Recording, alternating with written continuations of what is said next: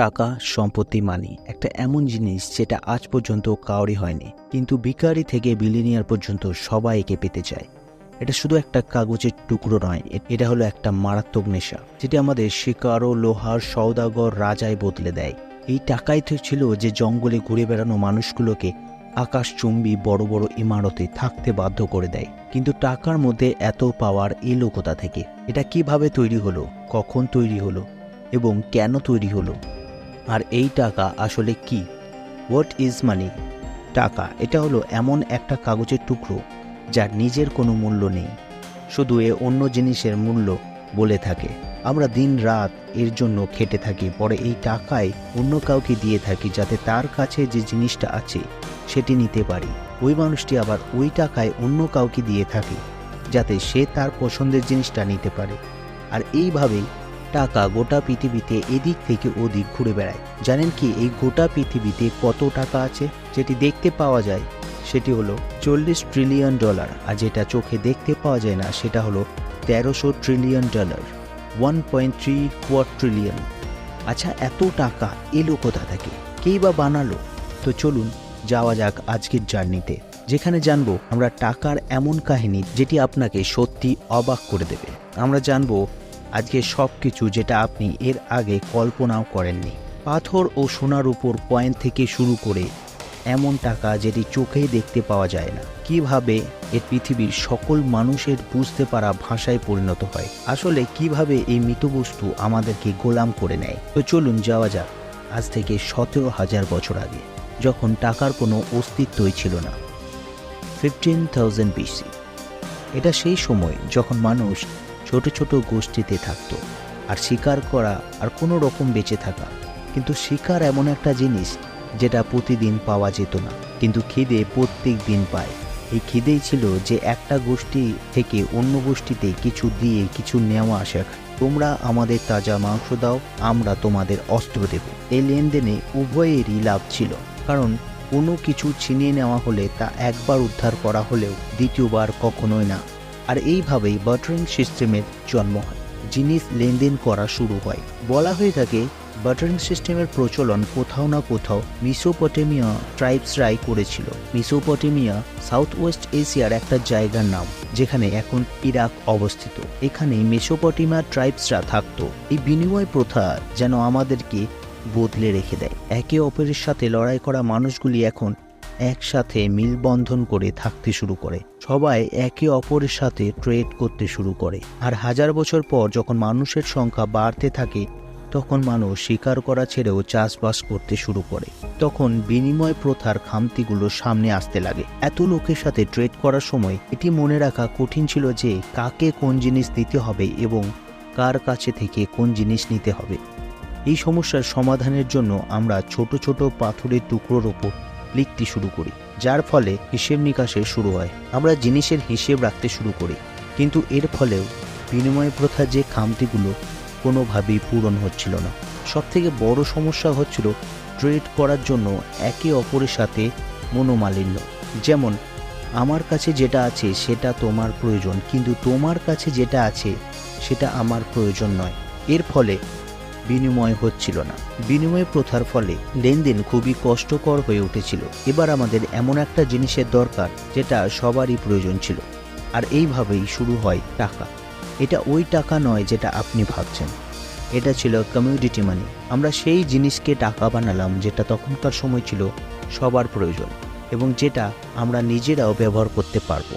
যে কেউ এই জিনিসের বদলে বিনিময় করতে রাজি ছিল, যেমন গরু, ছাগল, মোষ, ভেড়া, কুড়ুল, চাকু, ছুরি, তীর, তলোয়ার, জীবজন্তুর চামড়া, তামাক, লবণ, ময়ূরের পালক, তিমি মাছের দাঁত, অ্যালকোহল, কাউর শেলস, এমনকি মানুষও। হ্যাঁ, আপনি একদম ঠিক শুনেছেন।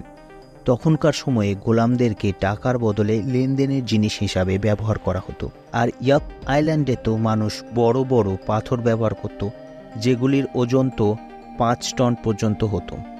এগুলোকে রাইস্টোন বলা হয়। একে একবার যেখানে রেখে দেওয়া হতো সে ওখানেই পড়ে থাকতো, আর শুধু এটা মনে রাখতো যে এটা কার। কমিউডিটি মানি আমাদের জীবনকে সহজ করে তুলেছিল।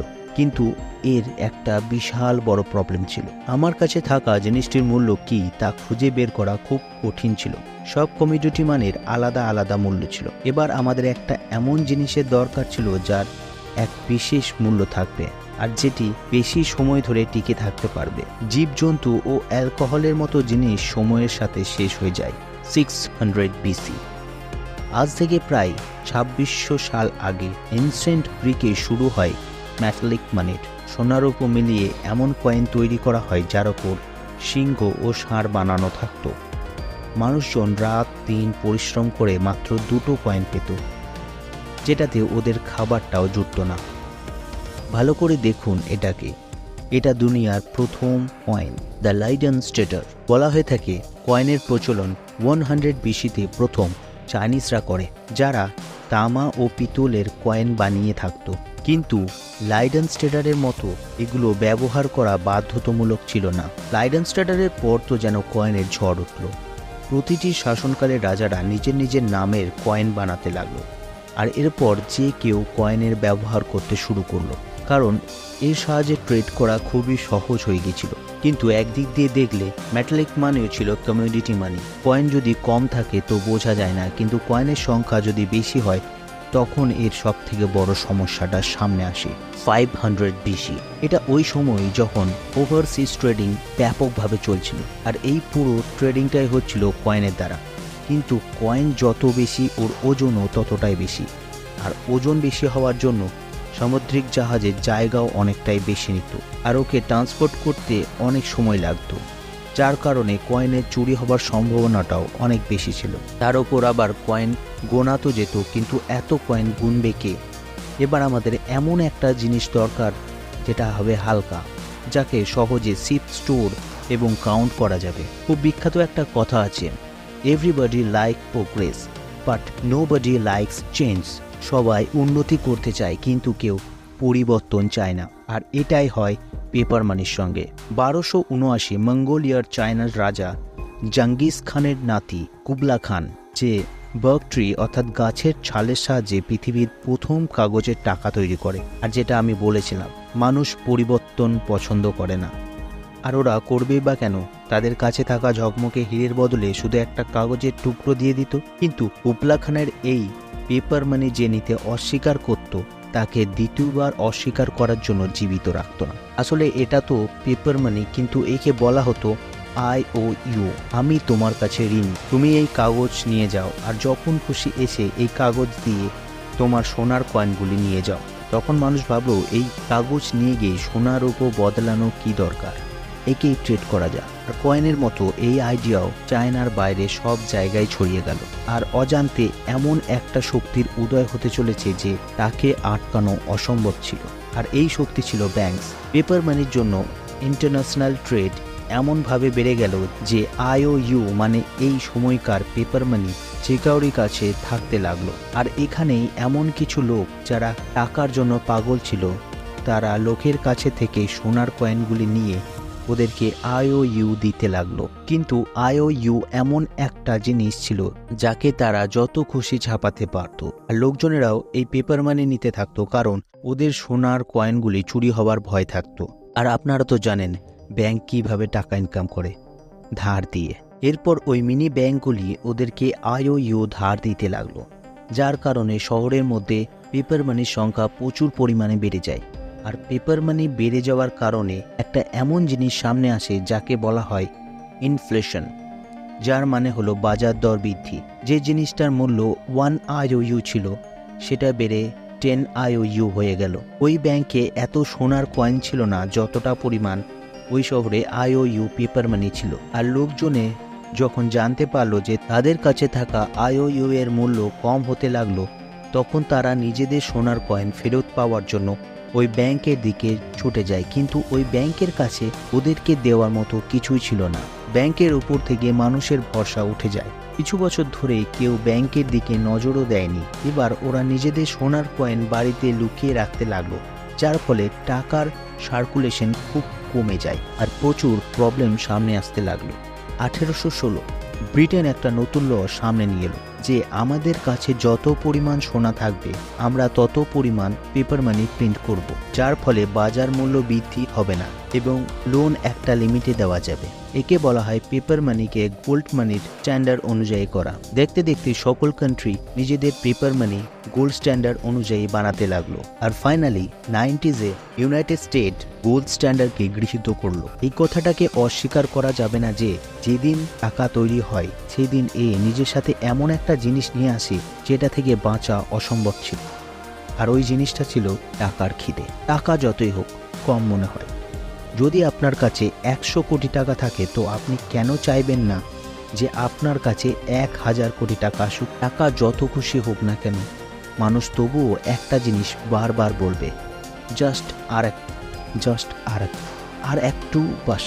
আর এই একটুখানির জন্যই পেপার মানি এমন একটা মোড় নিয়েছে যে এরপর একে আটকানো অসম্ভব। দেশে বেশি টাকা হলে হয় ইনফ্লেশন, বাজার দর মূল্য বৃদ্ধি খুবই ভয়ঙ্কর, আর টাকা কম হলে হয় ডিফ্লেশন, যেটা এর থেকেও বেশি ভয়ঙ্কর। 1930s ইউনাইটেড স্টেটের গ্রেট ডিপ্রেশন চলছিল। ডিফ্লেশনের কারণ জিনিসের মূল্য কম ছিল এবং কোম্পানি এত টাকা ইনকাম করছিল না যে তাদের কর্মীদেরকে মাইনে দিতে পারে, যার ফলে ইকোনমি ক্র্যাশ করতে লাগলো। মানুষের কাছে না ছিল টাকা আর না ছিল জবস। আর এই সমস্যার সমাধান বার করতে 1933-তে president Franklin D Roosevelt dollar এবং সোনার সম্পর্ক বিচ্ছেদ করে দেয়, আর যেটা ছিল সেটা পেপার মানি। এবার ব্যাংকের কাছে আবার সেই শক্তি ফেরত চলে এলো, আর যেটা ফায়দা নিতে ওরা ভালোভাবেই জানতো, আর ওই শক্তি ছিল নোট ছাপানো। আর বেশি টাকা হলে কি হয় সেটা তো আপনারা আগেই জানেন, ইনফ্লেশন। আর এটাকে কন্ট্রোল করার জন্য ইউনাইটেড স্টেট ব্যাংক ফেডকে তৈরি করে, যে এটা দেখতো যে দেশের মধ্যে না টাকা বেশি হয় আর না টাকা কম হয়। কিন্তু এই ডলার যেটা আপনি গোল্ড কনভার্ট করতে পারতেন, যেটা আপনার জন্য IOU ছিল, এবার এটা শুধুমাত্র কাগজের টুকরো হয়ে রয়ে যায়। যেটা আছে শুধু এটাই আছে, it's just a worthless piece of paper. এর নিজের কোনো মূল্য নেই। এবার এটা হয়ে যায় ফ্যাট মানি। আপনার মনে হচ্ছে ডলার ফ্যাট মানি, কিন্তু না, পুরো দুনিয়াতে যত রকম কারেন্সি আছে, সেটা বাংলাদেশি নোট হোক বা ভারতীয়, সকল currency fiat money. All this piece of paper are not blocked by gold or any physical community. যদি এই কাগজের টুকরো কিছু না হয়ে থাকে, তাহলে আমরা এই কাগজের সাহায্যে সব কিছু কিনে থাকি কি করে? কারণ আমাদের এটার উপর বিশ্বাস আছে যে এটার বদলে আমরা অন্য কিছু পাবো। আপনার ব্যাংক, ওয়ালেট এবং লকারে যেগুলো পড়ে আছে সেগুলো শুধুমাত্র বিশ্বাস, টাকা নয়, যার ভ্যালু দিনের পর দিন কম হয়ে যাচ্ছে ইনফ্লেশনের কারণে। পেপার মানি আমাদের প্রচুর সমস্যার সমাধান করে দেয়, আর এটাকে সহজে গুনতে পারা যায়, রাখতে পারা যায় এবং যে কোনো জায়গায় নিয়ে যাওয়া যায়। এমন একটা জিনিস যেটা এত দ্রুতগামী পরিবর্তন হওয়া পৃথিবীতে খুব দরকার ছিল। এই জিনিসটা ছিল স্পিড। পেপার মানি তো সহজে নিয়ে যাওয়া যায়, কিন্তু ওটাতেও অনেক সময় লাগে। এবার আমাদের এমন একটা জিনিস লাগতো যেটার সাহায্যে টাকা সামনের জনকে কয়েক ন্যানো সেকেন্ডের মধ্যে ট্রান্সফার করা যায়। আর 1980-তে লঞ্চ হয় মানির digital money. Million and billion transaction হতে লাগলো মাত্র কয়েক সেকেন্ডের মধ্যে। না চুরি হবার সম্ভাবনার ভয়, না কোনো গোনার দরকার, আর তো ব্যাংকের কোনো প্রিন্ট করারও দরকার পড়বে না। জাস্ট কম্পিউটারে কিছু নাম্বার টাইপ করে আর টাকা তৈরি হয়ে যায়। সত্যি কথা বলতে কি, এই স্পিডের দুনিয়ায় আমরা ডিজিটাল মানি ছাড়া থাকতে পারবো না।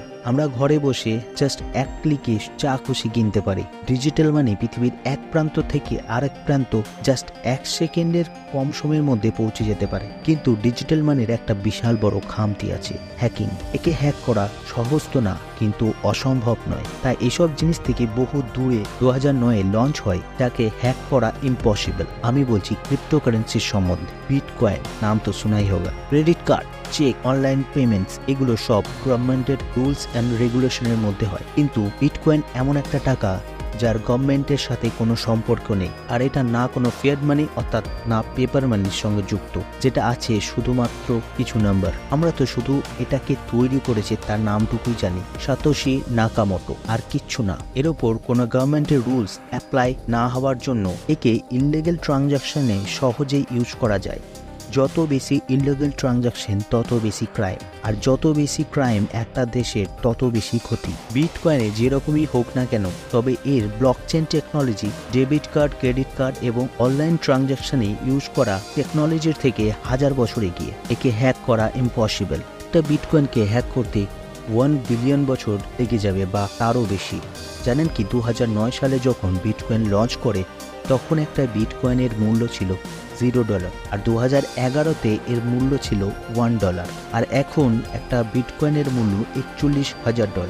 2021 সালে এর মূল্য গিয়েছিল $64,000। এবার এটা একটা স্ক্যাম না সত্যিকারে বড়লোক হওয়ার একটা উপায়, সেটা তো সময়ের সাথে জানা যাবে। তবে একবার পিছনের দিকে তাকিয়ে দেখুন এই দুনিয়াকে। এই পৃথিবী কিছু অল্প সময়ের মধ্যে কত উন্নতি করে ফেলেছে। মাত্র কিছু হাজার বছরের মধ্যে সোনা রূপার কয়েন থেকে এমন টাকা এসে গেছে যেটি চোখে দেখতে পাওয়া যায় না। আমরা এই টাকা নিজেদের ফায়দার জন্য করেছিলাম, কিন্তু এতে আমাদের ক্ষতি হচ্ছে। আপনি পুরো মাস সকাল থেকে সন্ধে পর্যন্ত কোনো অফিসে কাজ করছেন, কিন্তু মাসের শেষে আপনি কি পাচ্ছেন? শুধু কিছু কাগজের টুকরো বা স্ক্রিনে দেখতে পাওয়া কিছু নাম্বার। আপনাকে এটা বুঝতে হবে যে গোটা পৃথিবী টাকায় চলে না, বিশ্বাসে চলে। আমরা যেটা দেখতে পাই সেটা আর কিছুই না, সেটা শুধু চোখের ভেলকি। এবার এই কোশ্চেনটাও আসে যে আমরা করলেও কি করব? Money is a part of our life. আপনাকে সবার প্রথমে আসল টাকা চিনতে হবে, আর আসল টাকা চেনার একটাই মাত্র উপায় আছে, যার দাম সময়ের সাথে বাড়ে, কখনো কমে না, সেটাই আসল টাকা। পেপার মানির মূল্য প্রত্যেক বছর বাজার দর মূল্যের জন্য কমতে থাকে। সত্যি কথা বলতে কি, এই চক্র কখনোই থামবে না, কিন্তু আপনি এই জিনিসটা থেকে বাঁচতে পারেন আসল টাকায় ইনভেস্ট করে, যার নিজের একটা ভ্যালু থাকবে।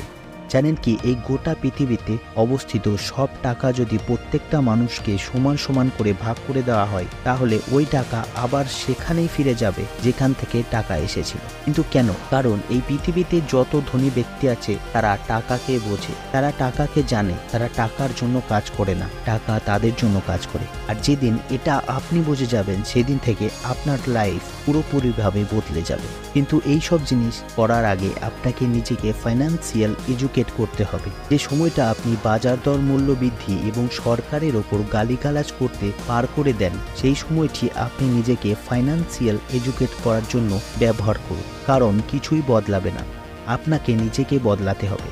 The more you learn, the more you earn. ভিডিওটি ভালো লাগলে একটা শেয়ার দিয়ে যাবেন। আজ তবে এই পর্যন্তই, দেখা হবে পরের ভিডিওতে। ভালো থাকুন, সুস্থ থাকুন, এখনকার মতো টাটা।